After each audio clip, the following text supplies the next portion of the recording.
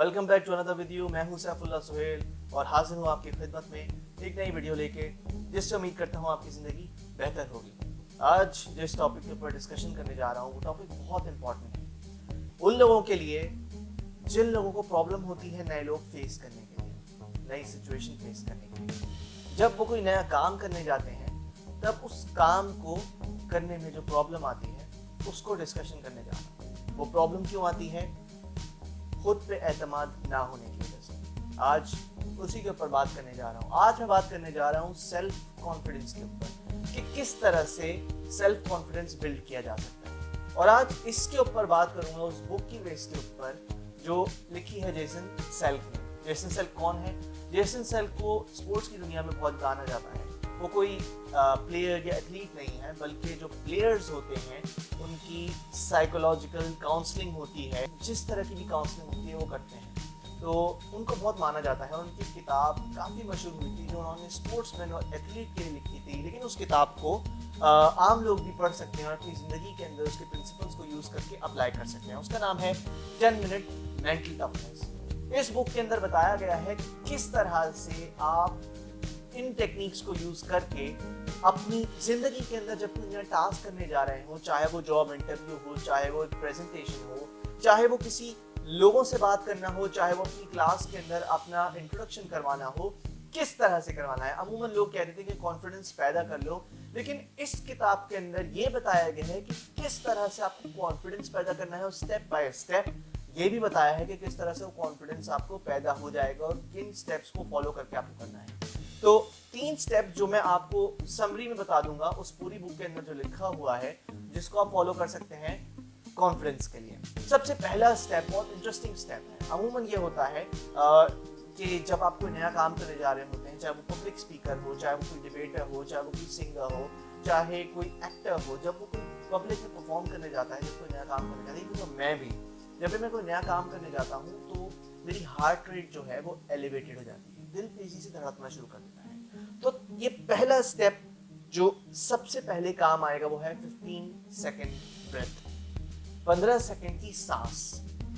इस स्टेप्स के अंदर आपको ये करना होता है कि आपको सबसे पहले नंबर याद रखने हैं, 6, 2, 7, 6, 2 and 7।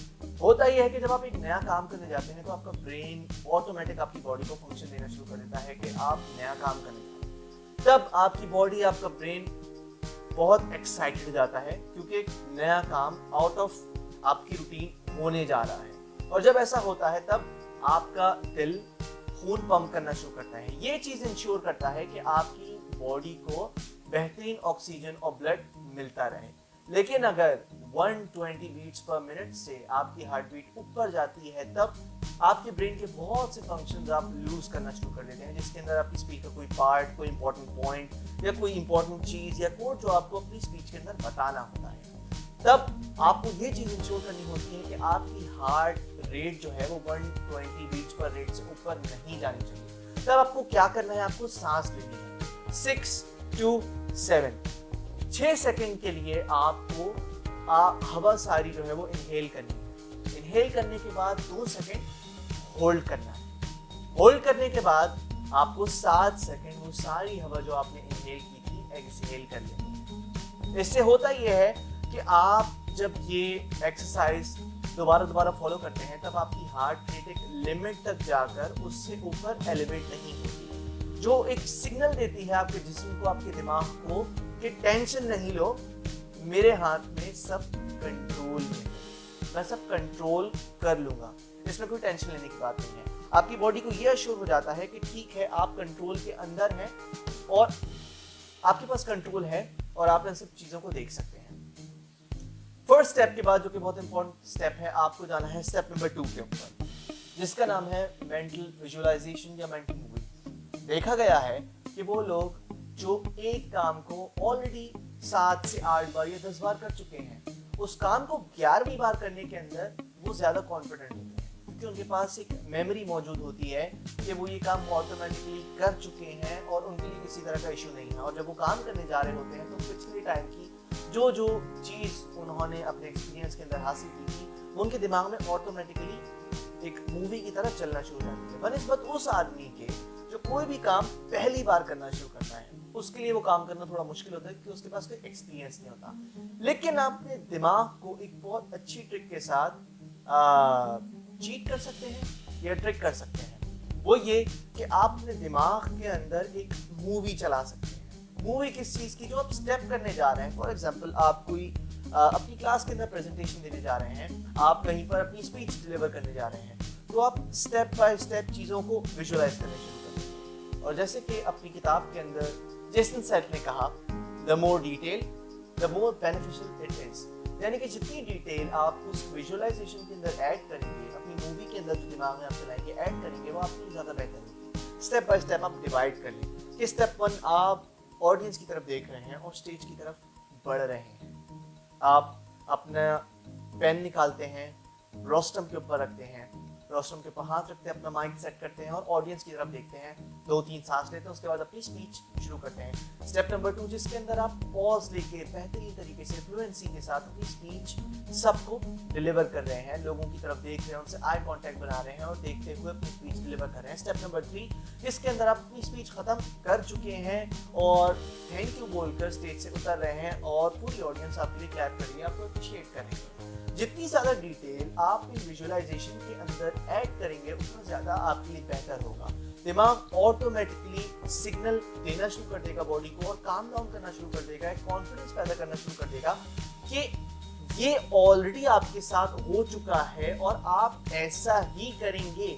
आप जो मूवी अपने दिमाग में चला रहे हैं, फिर आप वही एक्सपेक्टेशन लेके काम डाउन करना शुरू कर देंगे खुद को। जो आपके अंदर कंफ्यूजन्स है और बहुत सारे थॉट्स आ रहे हैं जो स्टेप नंबर 3 रिलेटेड है, वो थोड़े कम हो जाएंगे और आपको हेल्प करेंगे काम डाउन करने के अंदर और एक कॉन्फिडेंस बिल्ड करने के अंदर कि ये काम मैं अब कर सकता हूँ।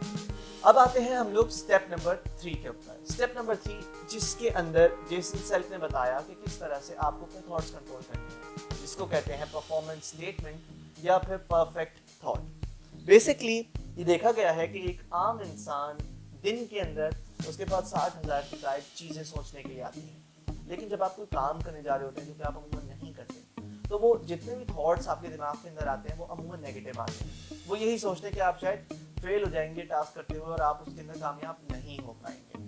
तब आपको क्या करना है, आपको अपने दिमाग को एक और चीज़ देनी है फोकस करने की, जिससे आपको डिस्ट्रैक्शन मिलेगी और जो आपका फेलियर का एलिमेंट है, जो आपको डर लग रहा है, जो आपको खुद एतमादी अंदर आपके पैदा नहीं है, वो हटाकर आपके अंदर खुद एतमादी पैदा करना शुरू कर देगा। अब इसी के ऊपर एक लाइन लिखी जेसन सेल्फ ने कि supply something else for your mind to process.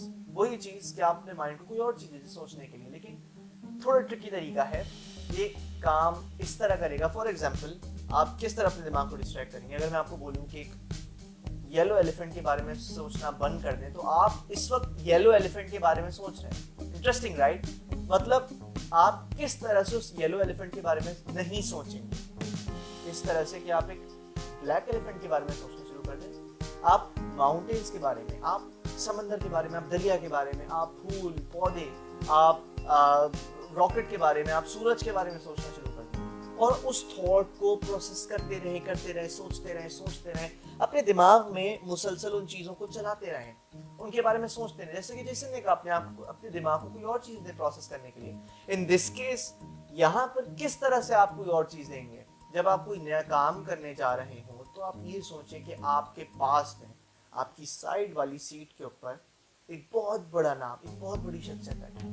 For example कोई मार्टिन लूथर किंग बैठा है, नेल्सन मंडेला बैठा है, कोई बहुत बड़ा रेवोल्यूशनिस्ट बैठा है, कोई बहुत बड़ा एक्टर बैठा है, कोई बहुत बड़ा सिंगर बैठा है, कोई बहुत बड़ा राइटर बैठा है, बहुत बड़ा आदमी जिससे आप इंस्पायर होते हो, जिसको आप एक इंस्पिरेशन के तौर पे लेते हो, वो आपके बराबर में बैठा है और आपको कुछ कह रहा है।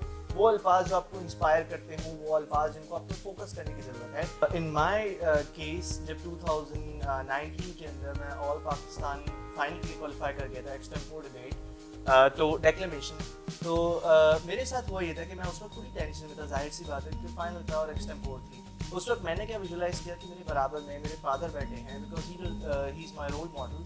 तो मेरे बराबर में वो बैठे हैं और वो मुझे कह रहे हैं कि सांस लेते रहो और आराम से अपनी स्पीच एतमाद के साथ डिलीवर करके आ जाओ। ये वर्ड से जो मैं मुसलसल अपने दिमाग में दोहरा रहा था और ये सोचता कि मेरे बराबर में मेरे फादर बैठे हुए हैं। तो इस तरह से मैं उस स्पीच में बहुत बेहतरीन किया और वहाँ पे उस वक्त टाइटल जीत गया।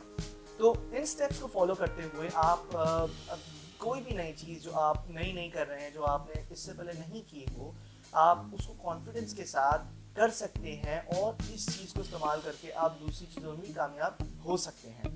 तो स्टार्टिंग से एक दोबारा देख लेते हैं कि कौन से स्टेप्स हैं जो आपको फॉलो करने हैं।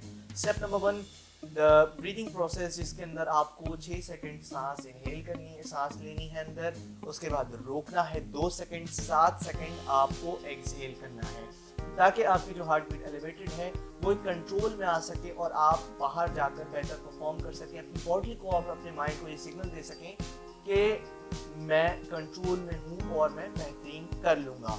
सेकंड स्टेप जो कि बहुत इम्पोर्टेंट है वो है विजुअलाइजेशन या मेंटल मूवी, जिसके अंदर आपको अपने दिमाग में ये विजुअलाइजेशन लेके आनी है कि आप ये काम पहले भी कर चुके हैं।